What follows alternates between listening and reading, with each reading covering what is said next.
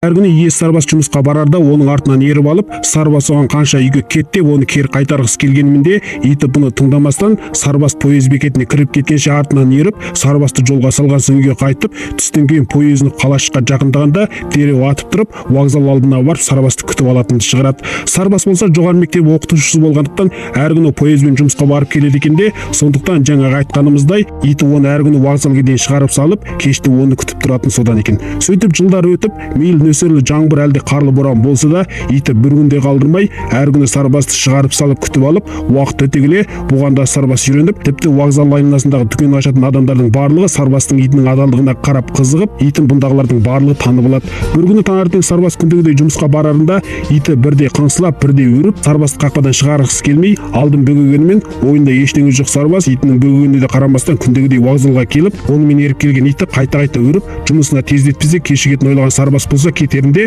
итін бір құшақтап, оған тезірек үйге қайт, кеште ерте оралам деп жолына түскенімен, сол күні түстен кейін иті күндегідей вокзал алдына келіп сарбасты күтіп, бірақ қанша мәрте поезд келіп кетсе де, адамдар арасынан сарбас көрінбей, кеште батып, ең соңғы реткі поезда келіп, барлық адамдар түсіп, вокзалда ешкім қалмай, сонда да иті сарбастың келуін күтіп тұрғанда, сарбастың күйеу баласы келіп, итті машинаға салып алып кетеді. Үйге қайтқан соң ит ұясына қамалып, үйдегілердің еңірегенде етектерінің жасқа толғандарын ғана көреді. Әсілі сарбас таңертең жұмысқа бар күндегідей сабақ өткенімен, сабақ үстінде жүрек ауруы қозып, жығылып, нақ майданда тіл тартпай көз жұмып кеткен болып, ал иесіне мәңгілік айырылып қалғанынан бейхабар ит болса, үйдегілердің не үшін жылап жатқанын мүлдем түсінбеген еді. Фильм ұнаса ақша беріп, мені қосып алыңыз. Келесі мазмұнда тіпті де керемет киноларды жаңалайтын боламын.